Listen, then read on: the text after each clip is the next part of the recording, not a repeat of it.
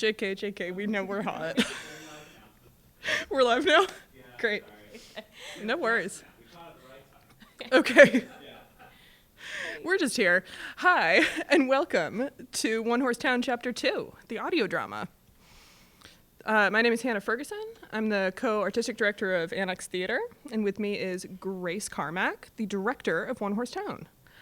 You want to say some stuff about Chapter 2? Yes. So we have some new characters coming in this time around, and we're developing a shorthand in this form pretty quickly. So this week came together differently than last week. It was really a cool process to see week to week how we're doing. And then afterwards, Hannah and I are going to talk a little bit about the stage and visual elements that were in the original production. So prop set, all that good business. And that's all I got. Yeah, good stuff. If you like what you see tonight, consider subscribing to our Patreon. The link is in the description below or in a comment. Or if you want to just do a one-time donation, like just for tonight, you can find that through Annex's website, annextheater.org. Yeah, thanks for watching, everybody. It's fun to make some weird art. It's nice to know there are people out there who want to watch it. Cool. Chris, you can cut to the audio drama.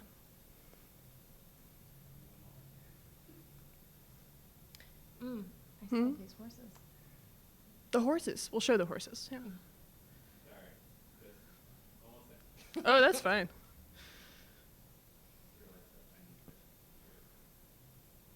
There we go.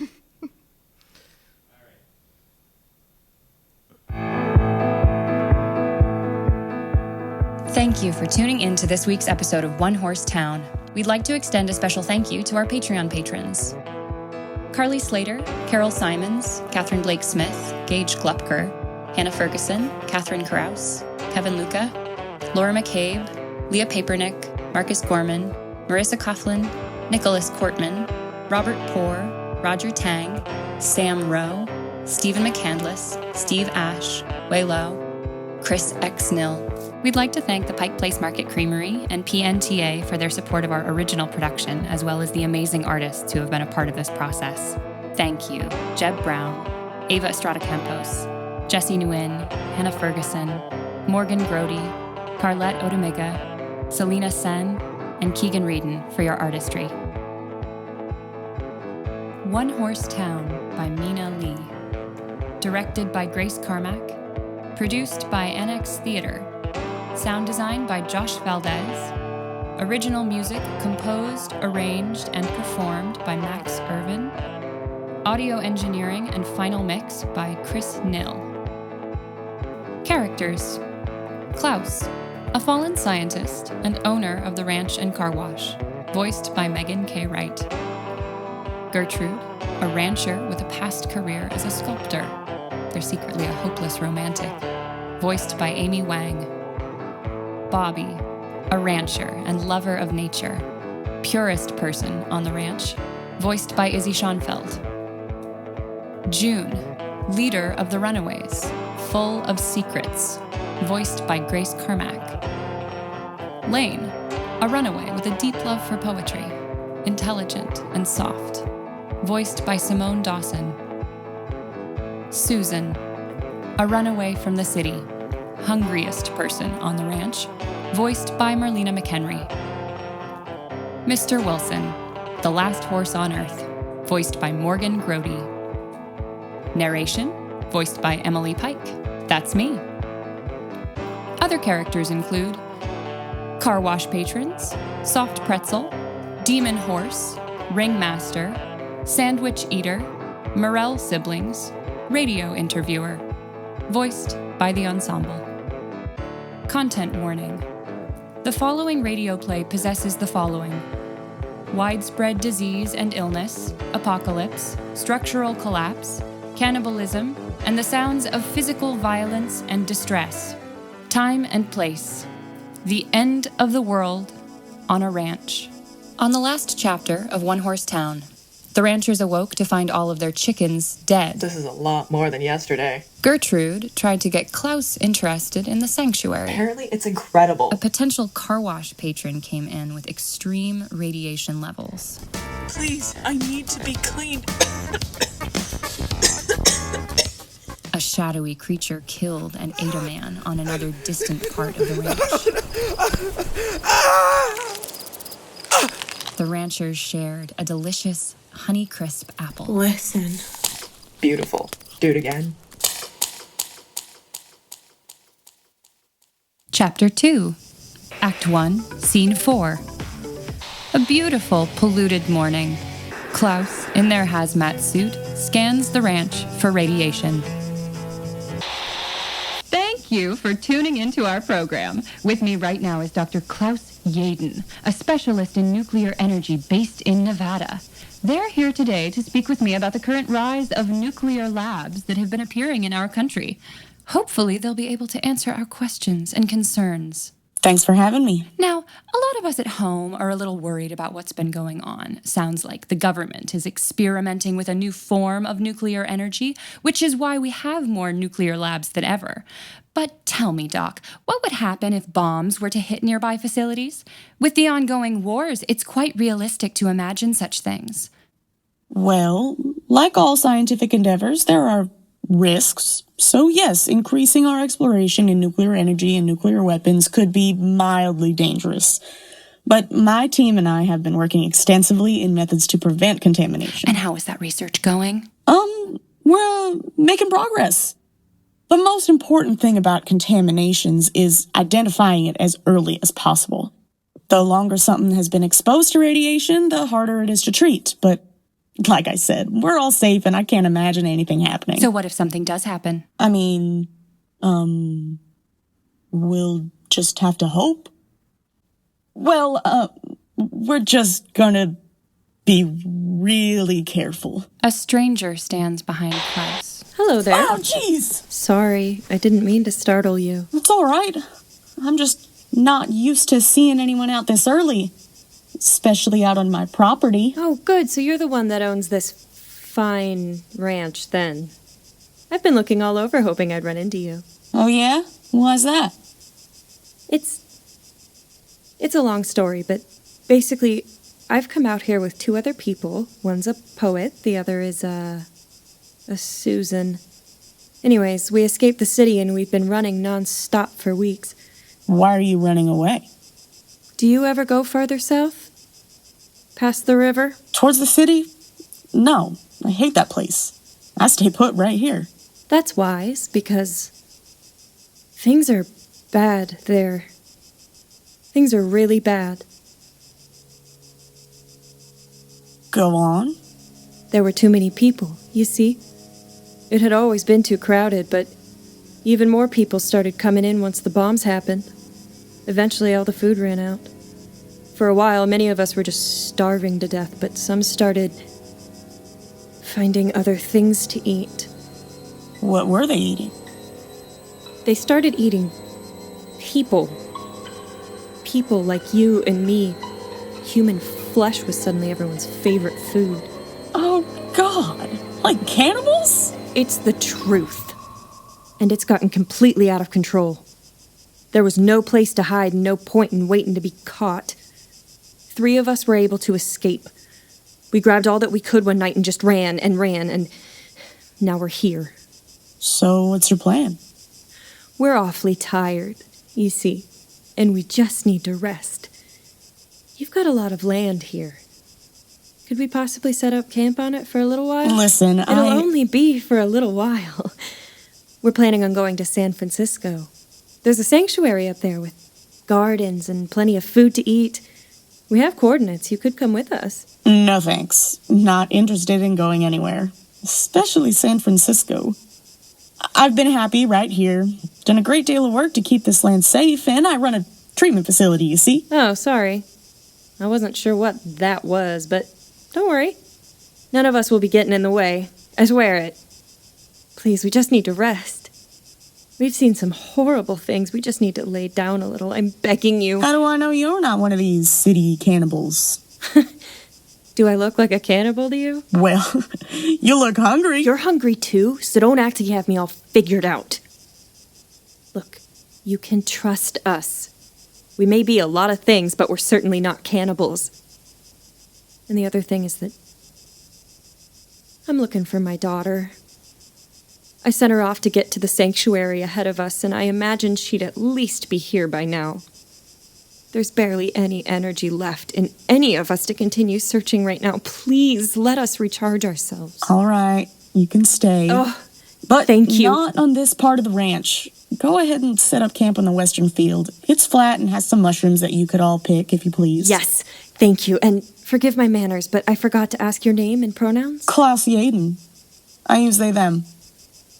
What about you? It's a pleasure to meet you, Klaus Yaden. My name is June Fry. I use she, her. Whoa, calm down. This isn't a weapon. It's just a radiation scanner. Funny, because it looks a lot like my gun. June, don't be ridiculous. I just need to scan you for radiation before we let you stay on the ranch. It's a safety measure. No, get that thing away from me. Do it now, or else I'll bust you right here at your car wash. What? Put it okay, down. Okay. What the hell are you putting it doing away. with that? It's okay. You're safe. You know, it wasn't easy getting this far. We had to face a lot of nasty things to make out alive, and I'm not taking any chances. I'll have you know that my aim has gotten pretty good over the past 2 years. I could shoot a hole through the sun if I really wanted to. I'm sorry I scared you. Don't ever come near me with that thing again. Okay, I won't. Your daughter? What's her name? Lily Fry. But she goes by Little Fry. She's 11 years old and has short hair. Think you might have seen her? We don't see a lot of children in these parts. Well, keep your eyes out. She's probably not too far out. Hopefully she made it to the sanctuary early. Another thing, I don't have enough food to share with you all, so if the mushrooms run out, you might be in trouble. There's a small town a little further down the road, though, with good people. They would be happy to make some trades. That gun might get you a potato. Thank you. How long have you been here, anyways? My whole life. Really? I thought the bombings might have pushed you way out here. Nope. This was the family ranch. And I intend on taking care of it like they would have wanted me to. Must be a lot easier now since everything is dead. This tree is still alive, I think. Anyways. Thank you again, Klaus, for your kindness. I'll be sure to keep the group in line. We won't be bothering you at all, or... Oh my God! Hello, Mr. Wilson. This is our guest, June Fry. I can't believe it. A horse? I thought they'd already died out. We're lucky here. We have Mr. Wilson. The last horse on Earth, I suppose. And we take good care of him. He's not strong enough for riding, but no one is as healthy as he is. Lots of attention. And plenty of exercise for his heart. It's good for the meat, too. What? Oh, no. We don't plan on eating Mr. Wilson. He's a part of the family. Huh. Okay. I see, like a pet? Yeah. That's sure a big, pretty horse you have. Okay, well, I'll be off now. Goodbye. Bobby, in her hazmat suit, walks across the field to join Klaus and Mr. Wilson. Hi, Klaus. Who is that? I'll tell you later when Gertrude is here. Take Mr. Wilson to the barn and lock him up. We can't let him walk around on his own anymore, all right? Why? Bobby, just do it, please. Okay. Come on, Mr. Wilson. Act 1, Scene 5. A different part of the ranch. Susan is pacing around a pile of supplies. Lane lounges lazily with a book. They're probably somewhere out there watching us and waiting until we fall asleep. Susan, enough. They wouldn't have followed us this far out. We're safe now. Ha! The minute you think you're safe is when they strike. You, of all people, should know that. I saved you from one, didn't I? Yes, you did, Susan. You saved me. But I think about that night a lot. You were in the arms of one of those cannibals, and it was getting ready to chew you up, making all those scary noises, and I just knew that I had to save you. I think part of me wanted to prove that I still cared about other people, you know? That I wasn't something empty. So, I grabbed that rock and I bashed its head until the whole place was red. God, I could kill another 100 of those things. They ain't human. I'm not afraid of protecting us anymore. I'd do anything to keep us safe, Lane. Listen, though, you don't have to do anything. We're safe now, okay? You're just paranoid because you're tired. I haven't been able to sleep. Nightmares. I know.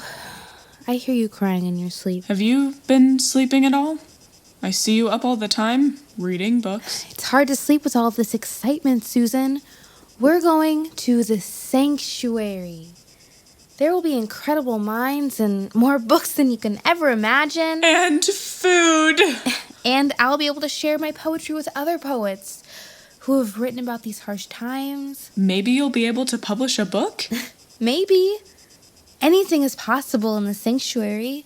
It's going to be amazing for all of us. So relax. You won't be having nightmares soon. June returns to the runaways camp. Any luck finding someone out there? Found the person who owns this ranch. They said we could set up camp for a while until we continue our journey north. No, June. We should leave first thing tomorrow. There is no food here, and the sooner we get to the sanctuary, the better. Those cannibals are on our tails. I can sense it, June. No, we can't leave yet. There is food here. There's a healthy horse frolicking around this ranch, and these people are just keeping it as some pet. I'd say it'd make a fine meal. A horse. Here? How? I don't know, but I saw it. What did it look like? Got a tail and everything? Yeah, it was a horse. And it looked delicious. Oh, wow. I haven't had meat in so long. Can you imagine how good that horse meat would taste? Have any of us ever eaten horse before? I knew a guy. He made horse chops. So good. Food like this would keep us going all the way until we go to California, and we'll be able to keep looking for little Fry. We need this, or else we might not make it through the journey. How many people are running this ranch? I only got to meet that strange one, Klaus. I'm sure there are others, though. We'll find a way to get them away from the horse, and we'll make our move. You going to shoot it with your gun, June? No! I've only got 2 rounds left, and there's no way I'm wasting one on a horse. Don't know if we'll need it later. Plus, it'll be too loud, and we don't want it to be obvious. We'll have to kill it quietly, at night. I'll choke it with my hands. I don't know. This doesn't sound safe. It's probably best we just leave as soon as we can. We don't know these people. Oh, they're harmless. And we'll starve if we don't eat that horse. We've basically been living off dust. Yeah, June's right. And what else can we eat? We're not like the others. We aren't going to be cannibals. I'd rather starve and die. Get in survival mode, Lane. I wouldn't kill this horse if I didn't have to, but we need to do this or we'll starve. Don't you want to get to the sanctuary? Don't you want to see Little Fry? No, come, Susan. Let's go see if we can find the horse. Lane, get the bags and meet us at the western part of the ranch. That's where we'll be staying. What? Why do I have to move everything? See you later, Lane.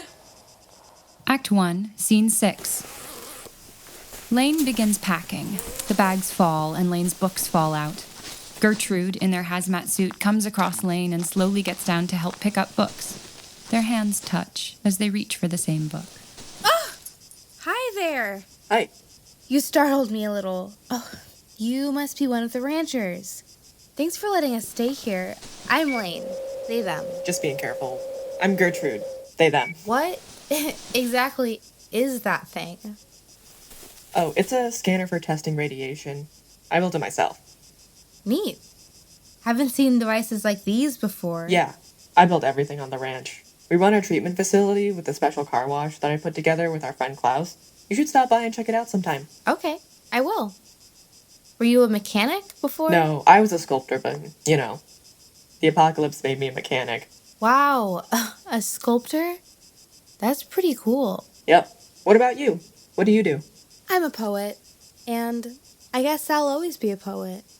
The world needs poetry, which is why I am going to the sanctuary. You're going to the sanctuary? Yeah, I hear that's where all the artists are going. Aren't you going? No, I don't think so. What? Don't you want to go? I do, but it's complicated. I have things to do here. Oh, okay. Do you really think it's like that over there? The sanctuary? Almost sounds too good to be true. No clue, but there's nowhere else to go. And if there's poets there, then that's where I belong. Well, I sure hope poetry taught you how to gather food and firewood, else you're not going to make it. Poetry has taught me plenty of life skills, like how to appreciate beauty. Wow, look at all these books. You've so many books. It's incredible. Yeah, I've been collecting, trying to preserve essential books or else everyone will burn them up for fuel. I've missed reading a lot. You can borrow any book you want. Go ahead. Really? Do you have Moby Dick by any chance? Ooh, damn. I'm afraid I forgot to carry any books written by a cis white man. Oopsies. But you should read this one. It's one of my favorites. Thanks. Do you maybe want to have a little book club together? We could just read and talk about books once in a while or every day. No pressure. I'd love to. Great. Great. Bobby and Mr. Wilson trot over to meet the new visitor. Whoa. Mr. Wilson likes you. Pleasure meeting you, Mr. Wilson. And what's your name? Bobby Stewart. She, her. Oh, don't worry. Gertrude already cleared me. I'm Lane Bailey. They, them. Where are your friends? They're, looking for food. Oh, that's a shame. I was hoping Mr. Wilson could meet them before I put him in the barn. Do your friends like horses? Oh, yes. They really love horses. A little too much, I think. Are they like horse girls or something? Kind of. I should get going and set up camp. Oh, here, take some of this. It's not a lot, but you can share it with your friends. It's biscuits. Thank you. Very much. And Gertrude, it was really nice meeting you. I look forward to seeing you at book club. Yeah, I'll see you at book club. Book club? What? Gertrude, what is going on? Nothing. Act 1, Scene 7. Bobby brushes Mr. Wilson. Not sure what Gertrude is up to, but I think it'll be nice to have new friends on the ranch. Don't you think? You could use some new friends. Bobby takes out the chicken sculpture and puts it next to Mr. Wilson. Here's a friend. Gertrude made them, and they're supposed to protect you from chicken ghosts. I don't think the chicken ghosts will bother you, though, Mr. Wilson. They always liked you because you left their food alone. There's probably a lot of ghosts that wouldn't be so scary to see. Like Georgie's ghost. Georgie was my dog, and if I saw his ghost, I wouldn't be afraid at all. In fact, I think I was seeing an angel or something. Or if I saw my parents' ghost, I wouldn't run away. I'd hug them, and I wouldn't blink, just in case they fade away. Truth is, Mr. Wilson, I kind of wish I could see ghosts. Freaky, huh? Klaus rushes across the field to Bobby and Mr. Wilson. I'm just wanted to check in and make sure you're both okay. It'll be weird having people staying on the ranch with us. I was just telling Mr. Wilson how nice I think it is. Try not to engage with them.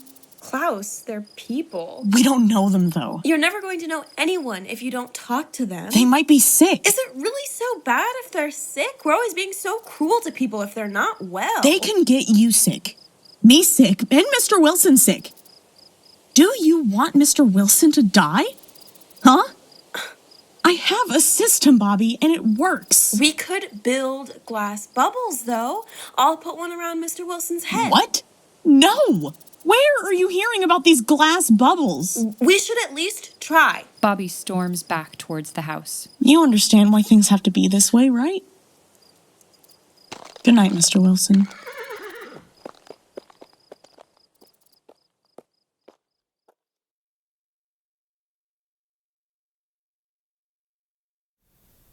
Wonderful. What a great chapter 2. Big shout out to Mina for being a fortune teller. Throw that in there. Yeah, very relevant. Weird working on this play, and then the literal apocalypse happened. Maybe not literal apocalypse, but It's a lot bad. of parallels. It's bad. Very specific language too. So also shout out to Mina for highlighting the word essential for us over a year in advance. Yeah. I love these characters. Yeah. Happy to see them. Yeah. You want to talk to us about some of these lovely props? Grace is also what was the prop designer, continues to be the prop designer. We don't know. We don't know how to like phrase this bold new world, but Grace was the prop designer originally, and they've made some stuff. So this is kind of where we were with these props, like the literal day that we stopped working on a live or a fully staged play. And we'll start with Gertrude's chicken sculpture, which was very kindly given to us by Nancy Nipples at the Pike Place Creamery. I still have to get this back to her. So this was at least Bobby's friend. And I've created some... It's so good. It's so good. Some bright retro Western funky good stuff. I hung a balloon in the dressing room, and Emily Pike and I strung sticky glue twine around it, and then the spray paint popped it, so it was really fun. It just tumbles through Annex now because no one else is here usually. It just blows in and out. Would you show the scanners? Yeah. They're so nifty. So I made 3 scanners for our 3 ranchers, and the first one here, I sort of chose which character they belong to before the actors ever got to see them. So if you're out there, this I always imagined that this one would be Klaus's, and it's the inner face of a remote and the antenna with some sort of big knob. I don't really know. And then door locks and yard lights and a bunch of aluminum tape. And then over here would have been Gertrude's, featuring an oven knob and the front of the remote. And then I made this one for Bobby. For whatever reason, I always imagined that Bobby joined the ranch last, and so their remote or their scanner was not built out of the same remote as the other 2. So here we have a Texas Instruments TI 1795 Plus slapped together. And the base for the back of these, which was actually Hannah's idea, is a bunch of just spare insular foam. So those are really fun to make. And we also have the radio that Klaus was just listening to here. So that was in the first scene of this chapter. Hangs out along these set pieces that Hannah can talk to you about. This is another one of Gertrude's things. So their rock sculptures are all over the ranch. And this one has a twin, but these are made of wig heads. That's back there. Yeah. And other structures that they build out of stone, which I just used a bunch of multi-tone paint and some sponges. There's a football. There's all kinds of stuff. That's not featured here either. And then this canteen came from a different show that I do with Freehold, a residency program. And then this canteen was from the Goodwill bins, and it got a very thorough wash before being handed off. It is perfect. It is perfect. Yeah. Originally, there was going to be a lot of like set dressing like this. One of our ideas was that all the props would live on the set, and so Yeah. then you don't know what's gonna. None of them are Chekhov's prop, but it's all sort of this stuff that they've accumulated during their time on the ranch. Because it's much like now, this is a world where there's no goodwill, there's no you can't get rid of anything, and in this one horse town world they're living in, there's no hardware store. Everything they have has to be made out of other things. So that was something we talked a lot about. Yeah, made from other stuff and traded, so it was going to live all over the set. And then, sort of what Hannah was saying, at that point, they all bore potential to be used, but none of them were there inherently to be used.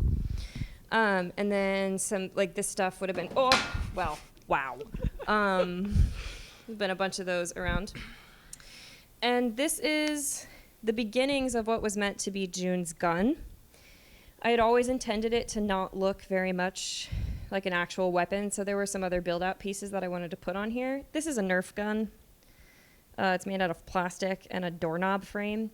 So this is the doorknob frame and a door hinge as sight, and some sort of other stuff that I found at the Ballard reuse, and a bunch of spray paint. And I was going to add, and that's a speaker cone, and I was going to add a bunch of other stuff to it to kind of give the impression that for as fundamentally broken as this universe may be, that the technology did somehow develop in a way that was very different than our own universe, that it played by its own rules. There's no reason in our universe that these should work, but why not? Why not? I know nothing, so... Before I pass it over to Hannah, I do want you to know that I did some blind drawings of a Wonderful horse work with my non-dominant hand. This one's for you. One of them looks like a kangaroo. I'll let you guess which one. All right, Hannah, it's all you. Yeah, welcome to Annex. So when we finally called it no more on the live stage version, we had just completed load-in weekend. Lost video? You still have audio? Oh, chilling? Oh, great. I was saying when we canceled the live stage production, we were just finished with load-in weekend.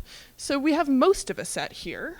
I can go through element by element, if that would behoove us. Am I holding this microphone weird? I'm not a microphone holder. Is it, my levels are good? Okay. So over here, we've got some horse stall type situations. One of the things Grace and I talked about was that in this world, the environment is just so different. We don't know what nuclearly happened, but maybe inside and outside don't mean anything. Maybe night is a little too bright and day is a little too dark. It probably always smells weird on this ranch. That wasn't something we were going to include. No. But it does. So I have these barn wall things. We're going to hang a bunch of stuff off them. They're old. They were going to look older and grosser. Up here we have our car wash parts. I was gonna put some LEDs in the car wash. It was gonna be a whole thing. Bubbles were gonna shoot out of it when someone entered. That's all. Part of how the car wash is made, like Grace was saying about, we don't know how those scanners work. They never work in our world. The car wash, the main machinery was gonna be this bike, because that's how car washes work. Go through it, exit up stage. Real treat for all of you who have never seen the stage empty. Backstage is right there, and there's just a curtain. We got the lawn chair. Again, inside, outside, doesn't matter. Some set dressing. This zone was going to be where the visitors sort of set up camp. We got some old carpet. Yeah. That's about it. Some things to sit up or stand on. As a scenic designer, I love giving people things to sit or stand on. We originally had in the set a fence post. Oh, yeah. It was going to be a fence, and then I was going to get it the day after we were told we couldn't leave our homes. But it was going to be another thing to sort of sit on, lean against, mosey on over to. And had a lot to do with the sort of separation of traveler and rancher, used a lot as defense and also as a otherwise useful device for tactic play. It was fun. It was in rehearsal. It was kind of weird because we didn't have it, so we couldn't figure out. So it was always a moving target, but space-wise, it was definitely fractured. As I'm sure you could hear, there's already some funny undertones to the relationships between the two parties, which I'm excited to learn more about. So this has been a lot of what the work was before we switched processes, and it was already coming together to look really beautiful. So it's actually weirdly comforting that it's still here. Yeah, it's weird for me too. As a scening designer, I'm like, make the set, done, like close the book, move on. But now it's like, oh, it's still, like, I'll take it down, when the plague lifts. But it's weird, like, all my ideas are just that, ideas. Yeah. It's pretty funny. Yeah. That's all we got for this week. Yeah, does anyone have any questions on the streams? Stream questions? Yeah. No comments?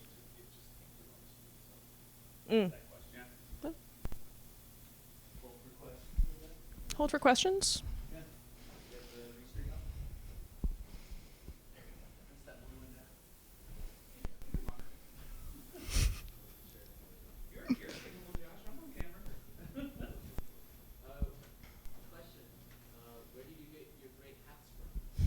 They were Annex costume stock, and they are much too big for us. Yep. It's true.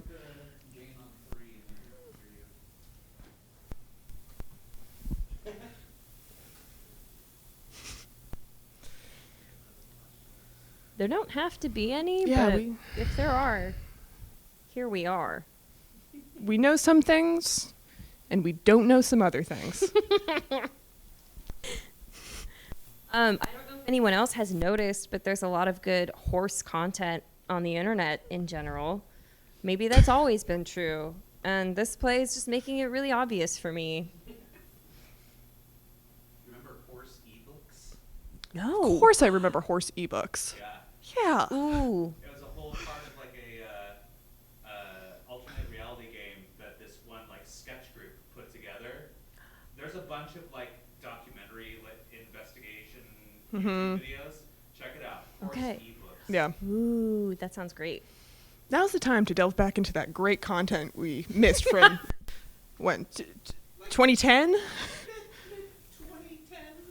Yeah. Like that, yeah. Yeah. Is there like the Audis? Is there the Tenties? I don't know.